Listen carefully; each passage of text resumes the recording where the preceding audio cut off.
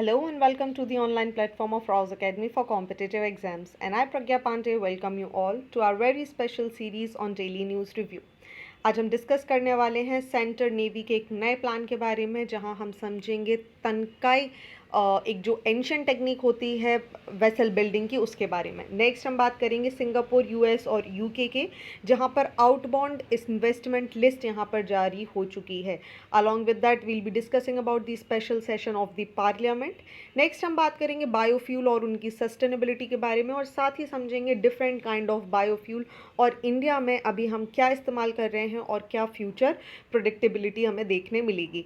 साथ ही हम बात करेंगे transfer of personal data bill, that means हम बात करेंगे इंडिया के पर्सनल डेटा एक्ट के बारे में। And lastly we'll be discussing about the sickle cell anaemia. So without wasting any time, let's see what is in the news.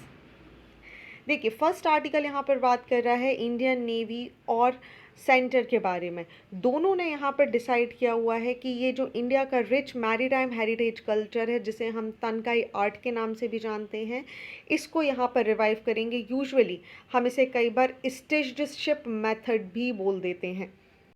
So I want कि आप इस इमेज को यहाँ पर बहुत क्लियरली देखें, इसके बाद हम समझेंगे ये पूरी टेक्निक है क्या। But before that we should understand आखिर न्यूज़ क्या बात करिए। देखिए, एक रिमार्केबल इनिशिएटिव लिया गया है इंडियन नेवी के द्वारा with the collaboration of the cultural ministry और गोवा शिप बिल्डिंग कंपनी के द्वारा। ठीक है, यहाँ बात की जा रही है होडी इनोवेशन की, इसको रिवाइव करने की बात की जा रही है, जो कि एक एंशियंट शिप बिल्डिंग टेक्निक है जिसे हम स्टिच शिप बोलते हैं। ये जो हिस्टोरिक प्रोजेक्ट है, ये यहाँ पर कंस्ट्रक्ट करेगा 21 मीटर, ठीक है, 21 मीटर लंबा एक वेसल ट्रेडिशनल मेथड्स को यूज़ करके। यहाँ पर रोप्स का यूज़ किया जाएगा, कॉर्ड्स का यूज़ किया जाएगा, कोकोनट फाइबर, नेचुरल रेजन और ऑयल्स का यहाँ पर यूज़ किया जाएगा शिप को बनाने के लिए, rather than going with the modern technique. ये जो शिप होगा, ये यहाँ पर वोयज करेगा from the Odisha India to Indonesia Bali. कब ये स्टार्ट होगा? 2025 में, और ये एक तरीके का ट्रिब्यूट होगा इंडिया के रिच मैरीटाइम हेरिटेज कल्चर के लिए। अब देखिए, ये जो प्रोजेक्ट है, ये एक तरीके का जॉइंट एफर्ट है इंडियन नेवी, कल्चर मिनिस्ट्री और होडी इनोवेशंस के बीच में। इम्पॉर्टेंस क्यों है? देखिए, यहाँ पर लगभग 9 करोड़ की लागत से और 22 महीने यहाँ पर कोशिश करने के बाद 2025 तक इस वोयाज को रेडी किया जाएगा, जो कि ओडिशा से इंडोनेशिया तक यहाँ पर यात्रा करेगा। क्यों? बाली यात्रा फेस्टिवल, जो कि नवंबर 2025 में होने वाला है। हिस्टोरिकल सिग्निफिकेंस की अगर हम बात करें तो स्टिच्ड शिप टेक्निक ये पूरे एंशियंट इंडिया में प्रेवलेंट थी जब तक हमारे देश में ब्रिटिशर्स नहीं आए थे। जैसे ही 16th सेंचुरी में हमने यूरोपियन पावर को देखा, इन्होंने इंडिया को कॉलोनाइज करना चालू किया, हम देखेंगे जितना भी ओशन रीजन है वहाँ पर अनसस्टेनेबिलिटी क्रिएट हो गई और ये जो एंशियंट टेक्निक है ये ऑलमोस्ट ख़त्म हो चुकी है। इस शिप के डिज़ाइन की बात करें तो आपको याद रखना होगा, इसका इंस्पिरेशन लिया गया है अजंता पेंटिंग से। अजंता में पेंटिंग है स्टिच शिप की, वहाँ से लिया गया है। ओके, चलिए अब समझ लेते हैं इस स्टिच्ड शिप टेक्निक के बारे में, या जिसे हम तनकाई मेथड भी बोलते हैं। आज से 2000 साल पुरानी शिप बिल्डिंग की ये टेक्निक है, जहाँ पर ट्रेडिशनल चीज़ों का यूज़ किया जाता है, जैसे मैंने आपको बताया कोकोनट, पीट, रीजन्स, गोंद जैसी चीज़ों का यहाँ पर इस्तेमाल किया जाता है शिप्स को बनाने के लिए। ओके, साथ ही अगर हम तनकाई मेथड के बारे में यहाँ समझे तो इनको वुडन प्लांक से बनाया जाता है और नील्स का यहाँ पर यूज़ किया जाता है। रिजल्ट इनटू कि ये जो शोलाज और सैंड बार होते हैं उनसे इनका डिस्ट्रक्शन आपको ना के बराबर देखने के लिए मिलेगा। साथ ही अगर हम बात करें तो 1000 ऑफ ईयर से ये इंडिया की ट्रेड, कल्चर, एक्सचेंज और एक्सप्लोरेशन में इम्पॉर्टेंट होते जा रहे हैं, इसीलिए इसको प्रोटेक्ट करना हमारे लिए बहुत ज़्यादा ज़रूरी है। एक सवाल हमारे मन में आता है कि भाई ये फेड क्यों हो गया? देखिए, जैसे ही 16वीं शताब्दी में यूरोपियन शिप्स इंडिया में आई, यहाँ पर शिप बिल्डिंग की टेक्निक पूरी तरीके से चेंज हो गई, क्योंकि आपको पता है यूरोप में इंडस्ट्रियलाइजेशन आ चुका था। That means they were more sophisticated with the technique, और ऐसे में उन्होंने इंडिया का जो खुद का टेक्निक था तनकाई आर्ट, इसको यहाँ पर पूरी तरीके से नेग्लेक्ट कर दिया। हालांकि with the efforts of navy and the ministry of culture वापस इसे यहाँ पर प्रोटेक्ट किया जा रहा है। चलिए आगे बात करते हैं नेक्स्ट आर्टिकल के बारे में। हम समझेंगे सिंगापुर, यूएस और यूके ने यहाँ पर टॉप कर लिया है इन दी आउटबाउंड इन्वेस्टमेंट लिस्ट। इन्हीं के साथ 3 टैक्स हेवन कंट्रीज़ भी हमें देखने के लिए मिलेंगी। देखिए, फिस्कल ईयर 2023 में सिंगापुर लार्जेस्ट बेनिफिशियरी रहा है इंडियन आउटवर्ड डायरेक्ट इन्वेस्टमेंट का, जिसे यहाँ पर 2.03 लाख करोड़ रुपए मिले हैं। वहीं आप देखेंगे जो पूरे ओडीआई है उसका 22.3% इसने क्रिएट किया है। अगर हम बात करें तो जो इंडियन फर्म है उनका टोटल ओडीआई इंक्रीज़ हुआ है 19.46% से 9.11 lakh crore rupees in financial year 2023, जो कि पिछले साल के मुकाबले अगर आप देखेंगे केवल और केवल 7.62 लाख करोड़ रुपीज़ था। इंपॉर्टेंट क्या हो जाता है, आगे बढ़ने के पहले आपको पता होना चाहिए ओडीआई के बारे में। देखिए, आसान भाषा में समझ लीजिए, ओडीआई एक बिजनेस स्ट्रैटेजी है जिसमें जो डोमेस्टिक फर्म्स होती हैं वो एक्सपांड करती हैं अपने ऑपरेशंस को इन दी फॉरेन कंट्री। ठीक है, सो बेसिकली हम कह सकते हैं it can take many different form depending on the company. For example, कोई कंपनी है जो कि ग्रीन फील्ड इन्वेस्टमेंट करना चाहती है, which is when a parent company creates a subsidiary in a foreign country.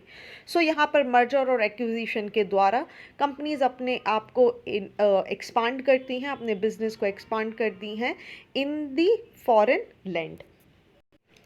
और इसी कॉन्टेक्स्ट में अगर हम समझें तो आप देखेंगे यूनाइटेड स्टेट्स, यूके, ये यहाँ पर इस लिस्ट में टॉप करते हुए नज़र आ रहे हैं। सबसे ऊपर आपको सिंगापुर देखने मिलेगा, देन यूएसए एंड यूके आपको यहाँ पर देखने के लिए मिल जाएगा। अलॉन्ग विद दैट आप देखेंगे टैक्स हेवन कंट्रीज़, इन्होंने भी यहाँ पर टॉप किया हुआ है। देखिए, जो 3 ज्यूरिसडिक्शन हैं जो कि टैक्स बेनिफिट के लिए जाने जाते हैं, बरमूडा, जर्सी और साइप्रस, ये उन 10 कंट्रियों में से हैं जिनको इंडियन ओडीआई ज़्यादा मिला हुआ है। अगर हम बात करें टैक्स हेवन कंट्रीज़ की, तो देखिए ये वो कंट्री हैं जहाँ पर पॉलिटिकली और इकोनॉमिकली स्टेबल एनवायरनमेंट है और ये बिजनेस और इंडिविजुअल को एक तरीके से नो टैक्स लायबिलिटी प्रोवाइड करती हैं for their bank deposit in the country.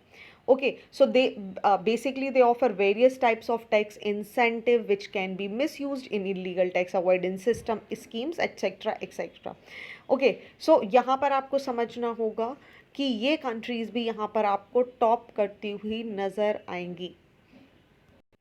Usually अगर हम बात करें तो Panama, Luxembourg, Cayman Islands, Bermuda, British Virgin Islands, other than that आप जर्सी को देख लीजिए, साइप्रस को देख लीजिए, ये उन कंट्रीज़ में से हैं जो आपको टैक्स हेवन कंट्रीज़ के नाम से जिन्हें आप जानते हैं। ओके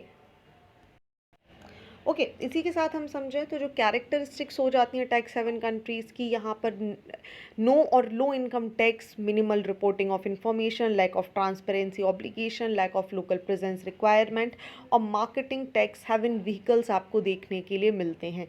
जनरली जो टैक्स हेवन्स होते हैं they do not require residency और business presence for individual and businesses to benefit from their tax policy. So individual and corporation can potentially benefit for low or no tax charge on the income in these foreign countries. ऐसे में आप देखिए इस report में इन countries का भी ऊपर आना अपने आप में एक चीज़ शो करता है कि how we are investing more into tax haven countries. चलिए कुछ टर्म्स को यहाँ पर समझ लेते हैं for our pre and mains point of view. सबसे पहले बात करते हैं एफडीआई की। एफडीआई आपको पता है एक तरीके का इन्वेस्टमेंट होता है जैसे कोई इंडिविजुअल कंपनियाँ एक एंटिटी करती है फ्रॉम वन कंट्री जो इन्वेस्टर कंट्री होती है इनटू अ बिजनेस या असेट जो कि दूसरी कंट्री में लोकेट होता है। ओके आगे अगर हम बात करें इक्विटी पार्टिसिपेशन की तो ये एक तरीके का परचेज ऑफ शेयर है या ओनरशिप है एक किसी फॉरेन कंपनी में। ओके सो यहाँ पर इन्वेस्टर को एक डायरेक्ट ओनरशिप मिल जाती है, उसके बदले में उसे इंटरेस्ट मिलता है और वो यहाँ पर मैनेजमेंट डिसीजन मेकिंग में बहुत आसानी से पार्टिसिपेट कर सकते हैं। नेक्स्ट अगर हम बात करें ग्रीन फील्ड इन्वेस्टमेंट की तो ये इन्वॉल्व करता है एक कम्प्लीटली एक नया बिजनेस इस्टेब्लिश करना, एक नया ऑपरेशन इस्टेब्लिश करना जैसे एक सब्सिडरी या एक branch in any foreign country. That means suppose आप एक नई फैक्ट्री खोल रहे हैं, आप एक नया ऑफिस खोल रहे हैं, एक नई फैसिलिटी खोल रहे हैं इनटू अ न्यू कंट्री, ठीक है, या एक आप नई ब्रांच खोल रहे हैं फॉरेन कंट्री में, इसे ग्रीन फील्ड इन्वेस्टमेंट कहा जाता है। वहीं अगर हम ब्राउन फील्ड इन्वेस्टमेंट की बात करें सो यहाँ पर एग्जिस्टिंग बिजनेस में या जो आपकी एग्जिस्टिंग एसेट है फॉरेन कंट्री में, उसमें ही इन्वेस्टमेंट किया जाता है। That means suppose A company यहाँ पर इन्वेस्ट है और उसको इस्टाब्लिश करना है अपने आप को, सो ये एक्वायर या मर्जर जब करेगी, ठीक है, किसी एग्जिस्टिंग कंपनी का, सपोज ए व्यक्ति यहाँ से जाता है और बी जो कि यूएसए में एग्जिस्ट एक कंपनी है, इसको यहाँ एक्वायर या मर्जर कर लेता है, मतलब ए ने तो यहाँ इन्वेस्ट किया है, तो बी उसके लिए एक ब्राउन फील्ड इन्वेस्टमेंट कहलाएगा। साथ ही अगर हम बात करें जॉइंट वेंचर के बारे में, तो जहाँ पर फॉरेन जो इन्वेस्टर्स होते हैं वो पार्टनर कर लेते हैं लोकल कंपनी के साथ, ताकि एक नया बिजनेस यहाँ पर इस्टेब्लिश किया जा सके। चलिए बात कर लेते हैं अगले आर्टिकल के बारे में, जहाँ पर स्पेशल सेशन ऑफ पार्लियामेंट जो कि डिस्कस करेगा हमारे 75 साल की जर्नी के बारे में। देखिए, इंडिया पार्लियामेंट ने डिसाइड कर लिया है कि वो एक स्पेशल सेशन यहाँ शुरू करने वाले हैं 18 सितंबर से और 22 सितंबर तक ये चलने वाला है। इसका मुख्य जो उद्देश्य है वो होने वाला है हमारे देश की 75 साल की जर्नी, जबकि पार्लियामेंट इस्टेब्लिश हुआ है 1946 से लेकर अभी तक। ये जो सेशन होंगे यहाँ पर बहुत सारे बिल्स भी डिस्कस किए जाने वाले हैं, जो कि अपने आप में एक बहुत लैंडमार्क डिसीजन लेकर आएंगे। देखिए, आगे अगर हम बात करें, सो यहाँ पर जो इंडियन पार्लियामेंट है वो अपने इंसेप्शन से लेकर कॉन्स्टिट्यूशन असेंबली के 9 दिसंबर 1946 से लेकर अब तक की पूरी जर्नी यहाँ पर बात करेगी। साथ ही इस पूरे स्पेशल सेशन का एक और एजेंडा है, वो है नई पार्लियामेंट बिल्डिंग में शिफ्ट होना।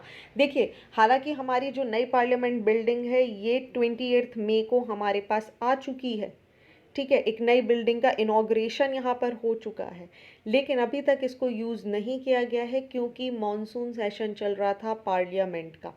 ओके, साथ ही यहाँ पर पोस्ट ऑफिस बिल 2023 भी प्रेजेंट होने के चांसेस हैं। Other than that chief election commissioner या दूसरे जो इलेक्शन कमिश्नर हैं उनसे रिलेटेड अपॉइंटमेंट कंडीशन और सर्विसेज बिल भी यहाँ पर रखे जा सकते हैं। चलिए थोड़ा सा प्रीलिम्स फैक्ट चेक यहाँ पर कर लेते हैं, हम बात कर लेते हैं पार्लियामेंट के अलग अलग सेशंस के बारे में। देखिए, जो आर्टिकल 85 है, सबसे पहले आप याद रखेंगे आर्टिकल 85। आर्टिकल 85 जो है इंडियन कॉन्स्टिट्यूशन का, ये डील करता है with the session of parliament. ये बोलता है कि there shall be 3 session of parliament in year, the budget session, the monsoon session and the winter session. और इसी के कॉन्टेक्स्ट में हम यहाँ पर बात करेंगे। जो आर्टिकल 85 बोलता है कि प्रेसिडेंट यहाँ पर समन कर सकता है या प्रोरोगस कर सकता है इन सेशंस को लेकर, ठीक है। चलिए सबसे पहले बात कर लेते हैं हम इन सेशंस के बारे में। पहले आ जाता है बजट सेशन। बजट सेशन सबसे ज़्यादा इम्पॉर्टेंट हो जाता है क्योंकि ये यूजुअली आपको देखने मिलेगा लेट जनवरी और अर्ली फरवरी में और लगभग मई तक ये जाता है। यही वो सेशन है जहाँ पर यूनियन बजट जो है हमारे फाइनेंस मिनिस्टर उसको यहाँ पर प्रेजेंट करते हैं। इसके अंदर एनुअल फाइनल स्टेटमेंट, जिसे हम यूजुअली बजट के नाम से जानते हैं, इसे पेश किया जाता है। ये वही सेशन है जहाँ पर डिस्कशंस होते हैं, डिबेट होते हैं बजट को लेकर, इकोनॉमिक पॉलिसी को लेकर, जो पूरे साल भर हमारे देश की जीडीपी या हमारी ग्रोथ को दिखाने वाली हैं। बेसिकली इस सेशन को 2 पार्ट्स में डिवाइड कर दिया जाता है with a races in between, during which parliament committee review budget proposal। दूसरे सेशन की बात हम करें तो it is the monsoon session, जो कि टिपिकली होता है जुलाई से अगस्त के महीने में। तीसरे सेशन की अगर हम बात करें जो कि है हमारा विंटर सेशन, ये शुरू होता है नवंबर से दिसंबर में and again the cycle goes, फिर से आ जाएगा आपके पास बजट सेशन। अगर हम बात करें तो यहाँ पर जो एडजन होता है, टर्मिनेशन होता है, इन सभी को भी आपको डिटेल में समझना होगा। समनिंग क्या होता है पार्लियामेंट के लिए, एडजनमेंट क्या होता है, प्रोरोगेशंस क्या आपको देखने मिलेंगे, या क्वरम क्या होता है। ओके, इसी के साथ आपको एक चीज़ और याद रखनी होगी विच इज़ दी आर्टिकल 87। जैसे मैंने आपको 85 के बारे में यहाँ पर बताया, ये सेशन ऑफ पार्लियामेंट से डील करता है, वहीं 87 स्पेशल एड्रेस है बाय द प्रेसिडेंट। आर्टिकल 87 यहाँ पर प्रोवाइड करता है कि स्पेशल सेशन को स्पेशल एड्रेस जो कि प्रेसिडेंट यहाँ पर देते हैं ऑफ द फर्स्ट सेशन। जैसे ही हमारे जनरल इलेक्शन हो जाते हैं लोकसभा के, उसके बाद जो भी पहला सेशन होता है उसको प्रेसिडेंट के द्वारा बुलाया जाता है। ये जो एड्रेस एड्रेस होता है, ये आउटलाइन करता है पॉलिसीज़ और प्रायोरिटीज़ जो गवर्नमेंट की होने वाली हैं अपनी जनता के लिए। ओके, वहीं आप याद रखेंगे आर्टिकल 88 के बारे में अगर हम बात करें, ये अलाउ करता है मिनिस्टर और अटॉर्नी जनरल को कि वो पार्टिसिपेट कर सकते हैं, एड्रेस कर सकते हैं in the either house of the parliament. That means they have a right to speak but they cannot vote in proceeding of the house where they are not members but they can speak in those particular houses. चलिए, moving on to the next article, हम बात करेंगे एक complex path जो कि biofuel को लेकर है। देखिए, जब भी हम बात कर रहे हैं रिसेंट कुछ टाइमों में हम इलेक्ट्रिक व्हीकल्स की बात कर रहे हैं और इलेक्ट्रिक व्हीकल्स ने एक नया ट्रेंड बना रखा है, specially if will talk about the India, और इंडिया का एक जो गोल है सस्टेनेबल डेवलपमेंट को लेकर वहाँ पर। ठीक है, दैट मीन्स हमने एक चीज़ सोच रखी है कि अगर हम इलेक्ट्रॉनिक व्हीकल्स को यहाँ पर लेकर आ जाएंगे तो हम कार्बन एमिशन को बहुत कम कर सकते हैं। हाउएवर, एक बहुत इम्पॉर्टेंट चीज़ है कि सारे बायोफ्यूल्स सस्टेनेबल नहीं होते हैं और इसी के लिए हमें एक बहुत क्रूशियल डिफरेंस समझना होगा इन सारे बायोफ्यूल्स को लेकर, जो कि मैं अभी आपको समझाऊंगी। First generation, second generation and third generation. उसके पहले समझ लीजिए आज की डेट में यहाँ आप देखेंगे 1G इथेनॉल लिखा हुआ है। इंडिया मेनली एसोसिएटेड है उन बायोफ्यूल से जो कि फर्स्ट जनरेशन एथेनॉल का यूज़ करते हैं। दैट मीन्स यहाँ पर जो प्राइमरी सोर्स है बायोफ्यूल्स का वो फूड क्रॉप, शुगर केन्स या ग्रीन्स आपको देखने मिलेंगे। इंडिया ने एम किया है कि वो अचीव करेगा 20% ethanol blend with petrol by 2025-26, relying mainly on 1G ethanol. वहीं अगर हम सेकेंड जनरेशन एथेनॉल की बात करें जो कि क्रॉप वेस्ट से बनता है, रेसिड्यूज से बनता है, वो आज की डेट में भी बहुत बड़ा चैलेंज बना हुआ है बिकॉज यहाँ पर फीड स्टॉक सप्लाई चेन और स्केलिंग अप को लेकर इंडिया को सफ़र करना पड़ रहा है। ठीक है, अब देखिए एक सवाल आ जाता है कि क्या प्रॉब्लम है भाई अगर हम 1G इथेनॉल का यहाँ पर यूज़ कर रहे हैं। तो देखिए कल्टीवेशन जो है, जैसा मैंने आपको बताया 1G जो इथेनॉल होता है उसका प्राइमरी सोर्स होते हैं फूड क्रॉप्स जैसे sugar cane and grains. Okay, so जो कंसर्न है वो है शुगर केन के प्रोडक्शन को लेकर। ठीक है, अब यहाँ पर ग्राउंड वाटर डिप्लीट होगा। अगर आप बहुत ज़्यादा शुगर केन को यहाँ पर लगाएंगे, बार बार एक ही स्थान पर लगाएंगे, तो पहले तो आपकी क्रॉप यील्ड खराब होगी, आपकी जो ज़मीन है वो खराब होगी, साथ ही इनको बहुत ज़्यादा पानी चाहिए होता है, रिजल्ट इनटू ऐसे में जो एथेनॉल के लिए हमारा जो डिपेंडेंसी है वो क्रॉप यील्ड खराब कर देगा, result into ground water depletion और फूड सिक्योरिटी हमें देखने के लिए, स्कैर्सिटी देखने के लिए मिल सकती है। इंडिया की अगर हम क्रॉप यील्ड की बात करें तो आज की डेट में वो स्टेगनेंट है। ग्लोबल वार्मिंग की वजह से हम देख रहे हैं हमारी जो क्रॉप यील्ड है वो लगातार खराब होती जा रही है। ऐसे में अगर हम 1G एथेनॉल के लिए सिर्फ फोकस्ड रखते हुए अगर शुगर केन का यहाँ पर प्रोडक्शन करेंगे तो वो हमारे लिए अच्छा नहीं होगा। कारण क्यों? क्योंकि एग्रीकल्चर सेक्टर अपने आप में एक बहुत बड़ा कंट्रीब्यूटर हो जाता है ग्रीन हाउस गैसेस के एमिशन को लेकर, जो कि यहाँ पर इसको प्रोडक्टिव बनाने की जगह काउंटर प्रोडक्टिव बना देता है। यहाँ पर बहुत ज़्यादा एमिशन इंक्रीज हो जाएगा। दूसरा अगर हम बात करें तो सस्टेनेबल बायोफ्यूल्स। ठीक है, सो यहाँ पर एक और बात करी जा रही है, आपको इस पैराग्राफ को यहाँ पर रीड करना है। Let me again underline this particular paragraph है। जो सस्टेनेबल बायोफ्यूल्स हैं इनको प्रोड्यूस किया जाता है क्रॉप रेसिड्यू से। दैट मीन्स हम बात कर रहे हैं 2G के बारे में, वेस्ट से, जहाँ पर लो वाटर और ग्रीन हाउस गैस फुटप्रिंट्स हमें देखने के लिए मिलते हैं। सो जो फॉर्मेशन है ग्लोबल बायोफ्यूल अलायंस ये एक्सपेक्ट कर रहा है कि प्रमोट किया जाएगा सस्टेनेबल बायोफ्यूल को और 1G से हम यहाँ पर एक शिफ्ट ले सकते हैं। सो अब आपको समझना होगा आखिर यहाँ पर बायोफ्यूल्स होते क्या हैं। सो देखिए बायोफ्यूल्स एक तरीके का प्रकार है रिन्यूएबल एनर्जी का, जिसको ऑर्गेनिक मटेरियल से यहाँ पर लिया जाता है। अगर हम इन ऑर्गेनिक मटेरियल की बात करें तो इसमें crops, agriculture residue, wood, algae, even municipal solid waste आपको देखने के लिए मिल जाएगा। इनको सस्टेनेबल ऑल्टरनेटिव माना जा रहा है फॉसिल फ्यूल के मुकाबले में। कारण क्यों? क्योंकि ये बहुत ही कम ग्रीन हाउस गैसेज एमिट करते हैं और बहुत ही कम कार्बन फुटप्रिंट आपको इनका देखने के लिए मिलेगा। ऐसे में अगर हम बात करें तो there are several types of biofuel, जिसमें से 3 बायोफ्यूल्स आपको देखने मिलेंगे which is the first generation. First generation biofuel की बात करें तो सबसे पुराने हैं, सबसे ज़्यादा कॉमन हैं, जिन्हें बहुत आसानी से यूज़ किया जाता है। एक चीज़ आपको याद रखनी है कि इनको प्रोड्यूस करने के लिए हमें फूड क्रॉप्स जैसे कॉर्न, शुगर कैन, व्हीट या सोयाबीन की आवश्यकता होती है। First G biofuels basically ethanol हैं, और बायोडीजल जो आप देखते हैं ये दोनों ही उदाहरण हैं फर्स्ट जी के। आपसे सीधा सवाल आ सकता है कि एथेनॉल या बायोडीजल किसका उदाहरण है, 1G, 2G, 3G बायोफ्यूल, इनमें से किसका? तो ये 1G बायोफ्यूल का उदाहरण आपको देखने के लिए मिलेंगे। एथेनॉल की बात करें तो स्पेशली इसको बनाने के लिए कॉर्न या शुगर केन की आवश्यकता होती है। वहीं बायोडीजल की बात करें तो इसे वेजिटेबल ऑयल जैसे सोयाबीन ऑयल वगैरह से बनाया जा सकता है। 2G बायोफ्यूल्स की बात करें तो ये बहुत ज़्यादा एडवांस होते हैं, सस्टेनेबल होते हैं, क्योंकि यहाँ पर नॉन फूड फीड स्टॉक जैसे क्रॉप रेसिड्यूज जैसे कॉर्न स्ट्रोवर, राइस स्ट्रॉ, वुड्स और दूसरे जो लिग्नोसेल्यूलस मटेरियल होते हैं उनका यूज़ किया जाता है। रिजल्टेंट टू यहाँ पे ग्रीन हाउस गैसेज बहुत कम एमिट होती हैं। जो हमारा ग्राउंड वाटर है उस पर भी कोई खास प्रेशर आपको देखने के लिए नहीं मिलता है। Okay, so technologies like cellulosic ethanol and thermochemical process यहाँ पर यूज़ की जाती हैं, जिसमें जो फीड स्टॉक है उनको बायोफ्यूल में यहाँ कन्वर्ट किया जा सके। अदर देन दैट, अगर हम थर्ड जनरेशन बायोफ्यूल के बारे में बात करें तो 3G बायोफ्यूल्स बहुत ज़्यादा एडवांस होते हैं and they are exactly typical. ठीक है, इनको एलगे से बनाया जाता है। अब एलगे की अगर हम बात करें तो इनके अंदर ऑयल कंटेंट ज़्यादा होता है, इन्हें आसानी से कल्टीवेट किया जाता है अलग अलग एनवायरनमेंट में। आप पॉन्ड्स में उगा सकते हैं, टैंक में उगा सकते हैं, वेस्ट वाटर ट्रीटमेंट फैसिलिटीज़ में भी इन्हें उगाया जा सकता है।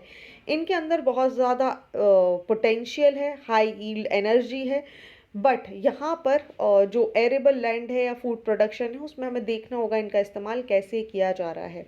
इंडिया की अगर हम बात करें तो इंडिया एक अपनी बायोफ्यूल स्ट्रैटेजी को लेकर काम करता है, जिसमें यूजुअली आप देखेंगे कि इंडिया ने डिसाइड किया हुआ है first G biofuels, that means 2025-26 तक 20% एथेनॉल ब्लेंडिंग पेट्रोल यहाँ पर यूज़ किया जाएगा।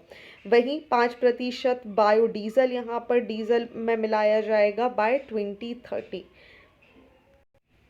साथ ही यहाँ पर इंडिया ने सोच रखा है कि वो इंक्रीज़ करेगा रॉ मटेरियल के स्कोप को बढ़ाने के लिए, ताकि बहुत ज़्यादा एथेनॉल प्रोक्योरमेंट किया जा सके बाय इनकरेजिंग इंटरमीडिएटरीज, जिन्हें हम बी मोलासिस के नाम से जानते हैं, जैसे शुगर केन जूस या दूसरे शुगर कंटेन मटेरियल्स या damaged as well as the surplus food grains, इनका यहाँ पर इस्तेमाल किया जाएगा।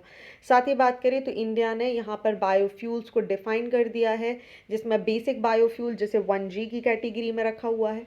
ठीक है, फर्स्ट जनरेशन एडवांस बायोफ्यूल, जिसकी जब हम बात करते हैं तो एडवांस बायोफ्यूल अगर कहीं शब्द आ जाता है तो हम सेकेंड जनरेशन बायोफ्यूल्स या एथेनॉल की बात कर रहे हैं।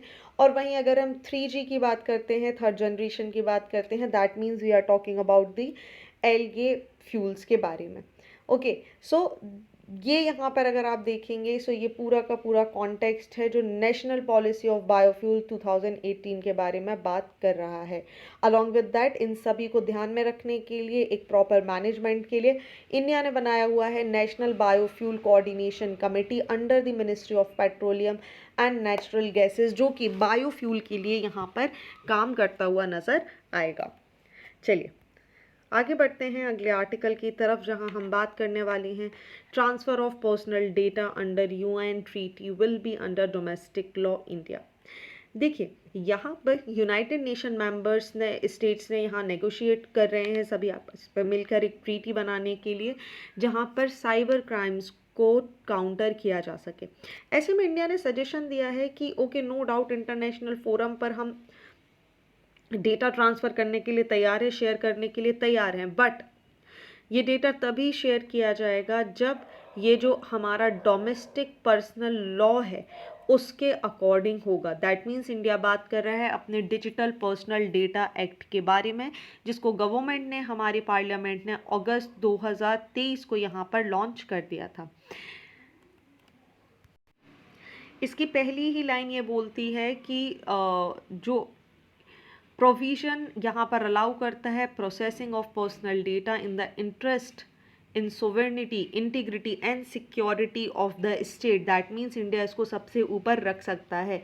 साथ ही ये एक्ट एग्जम्प्ट करता है फर्म्स को फ्रॉम डिस्क्लोजिंग और sharing data in the case of lawful interception of data, but it requires them to disclose to users the identity of other firms to which their data would be transferred for proceeding। ऐसे में अगर हम देखें तो हमें समझना होगा India का personal digital data personal protection act. देखिए, अगर हम इसकी बात करें तो ये बिल यहाँ पर digital personal data processing India के ऊपर अप्लाई होता है, जिसे किसी भी तरीके से कलेक्ट किया गया हो, चाहे ऑनलाइन, ऑफलाइन या किसी भी मोड से कलेक्ट किया गया हो। साथ ही ये कवर करता है उन सारी डेटा प्रोसेसिंग को जिन्हें इंडिया के बाहर भी किया जा रहा है, जिसके अंदर जो गुड्स या सर्विसेज हैं जो इंडिया में दी जा रही हैं। अगर हम यहाँ पर कंसेंट की बात करें तो personal data can only be proceed for lawful purposes with individual consent, that means if you are saying कि no I don't want to share my data, तब आपका डेटा यहाँ पर शेयर नहीं किया जाएगा। हालांकि यहाँ पर एक कंडीशन है कि कुछ जगह पर कंसेंट में not be needed for specific legitimate uses, जैसे voluntary data sharing by individual और data processing by governments for permits, license, benefit या सर्विसेज की अगर हम बात करें। ऑब्लिगेशन की बात करें तो डेटा फिड्यूशरीज मतलब वो एंटिटीज़ जो कि डिटरमाइन करेंगी डेटा प्रोसेसिंग का पर्पज़ यहाँ पर क्या है, उनको यहाँ इंश्योर करना होगा कि डेटा एक्यूरेट है, डेटा की सिक्योरिटी यहाँ इन्हें मेंटेन करनी होगी। साथ ही अगर कोई व्यक्ति इच्छुक है कि सर्टेन पॉइंट पर उसका डेटा डिलीट कर दिया जाए तो उसको भी डिलीट करना होगा। आगे अगर बात करें राइट ऑफ इंडिविजुअल की, तो ये बिल प्रत्येक इंडिविजुअल को जो कि 18 साल या 18 साल से कम है, दोनों को यहाँ पर कुछ राइट्स देता है। ओके, ये यहाँ पर बोलता है कि इंडिविजुअल के पास राइट है कि वो अपने इंफॉर्मेशन को एक्सेस कर सकें, ठीक है। साथ ही इनके पास ये भी राइट है कि अपने डेटा को किसी भी समय पे करेक्ट करा सकते हैं, मॉडिफाई करा सकते हैं, और अगर ये चाहें तो यहाँ पर इसको ख़त्म भी करा सकते हैं।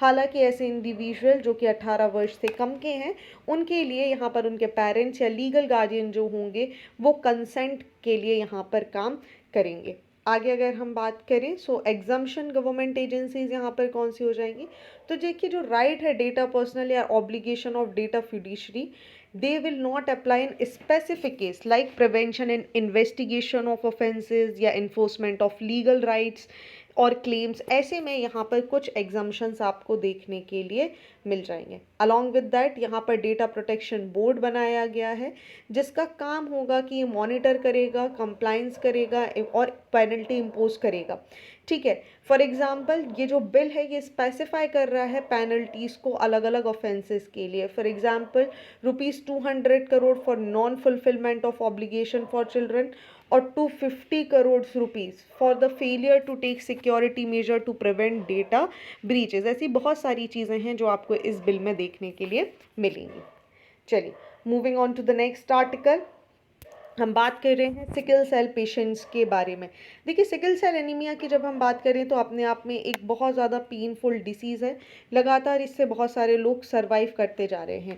अब यहाँ पर प्लान किया जा रहा है, देखिए आपको एक चीज़ समझनी होगी, जो SCD सर्टिफिकेट होता है जिसे हम सिकल सेल डिसीज़ जिसे आप बोलते हैं, ये जो पेशेंट्स होते हैं इनको डिसेबिलिटी का सर्टिफिकेट तो दिया जाता है, बट ये केवल और केवल 3 साल के लिए यहाँ पर वैलिड होता है, डिस्पाइट कि ये एक बहुत ही ज़्यादा क्रॉनिक और प्रोग्रेसिव डिसीज़ है, ठीक है। ऐसे में यूनियन गवर्नमेंट जिसने डिसाइड किया हुआ है कि वो सिकल सेल डिसीज़ को 2047 तक इरेडिकेट कर देगा, ऐसे में उन सारे पेशेंट्स को प्रोटेक्ट करना ज़रूरी है जो सिकल सेल से सर्वाइव कर रहे हैं। सो यहाँ पर जो गवर्नमेंट है वो प्लान कर रही है कि जो हेल्थ मिनिस्ट्री है, जो 5 साल से ज़्यादा के उम्र के पेशेंट्स हैं जिनको सिकल सेल डिसीज़ है, उन्हें यहाँ पर SCD का डिसेबिलिटी सर्टिफिकेट दिया जाए, जिसकी कोई एंड लिमिट नहीं होगी। ओके,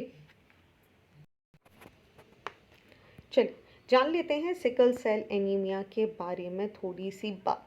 सिकल सेल एनीमिया की अगर हम बात करें या डिसीज़ की बात करें तो एक जेनेटिक ब्लड डिसऑर्डर है जिसमें यहाँ पर abnormal haemoglobin red blood cells में आपको देखने के लिए मिल जाएंगे। हीमोग्लोबिन की जब हम बात करते हैं तो ये एक प्रोटीन है जो कि रिस्पॉन्सिबल हो जाता है हमारे ऑक्सीजन को लंग्स से लेकर different part of the body में पहुँचाने के लिए।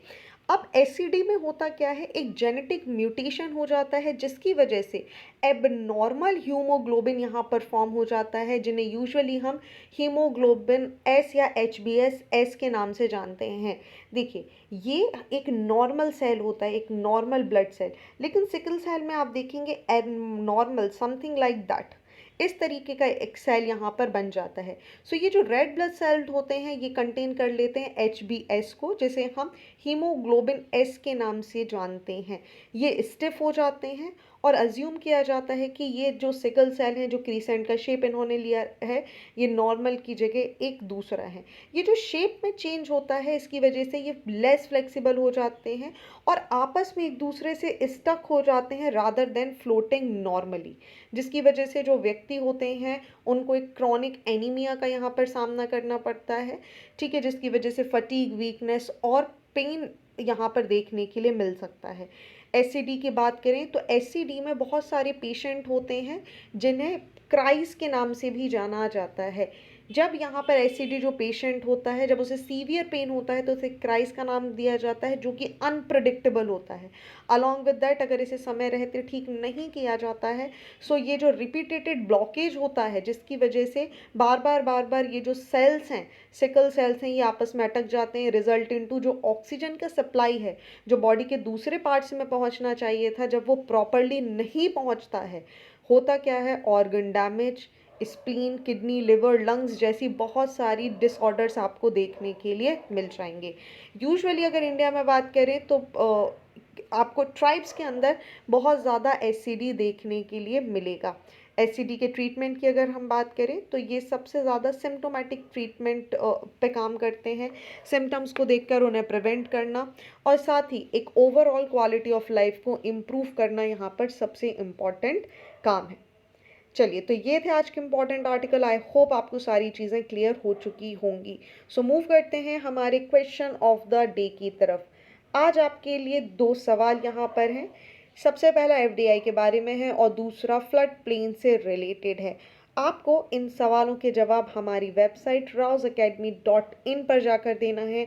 आप अपनी खूबसूरत हैंडराइटिंग से अपना आंसर लिखेंगे। You click that photograph and upload it on our page, जहां हम इसको रिव्यू करेंगे, एनालिसिस करेंगे और आपको बताएंगे कि कहां आपको इम्प्रूव करने की ज़रूरत है, या अगर आपका आंसर बहुत बेस्ट रहा तो हम उसे पिन करेंगे हमारे कमेंट सेक्शन में। So do not waste your time, just write down your answer and upload it on this particular given link below. इसका लिंक आपको हमारे डिस्क्रिप्शन बॉक्स और कमेंट सेक्शन में भी देखने के लिए मिल जाएगा। So thank you for watching this video. Do not forget to hit like button, comment your valuable feedback and also press the subscribe button to never miss any updates. Thank you and see you tomorrow.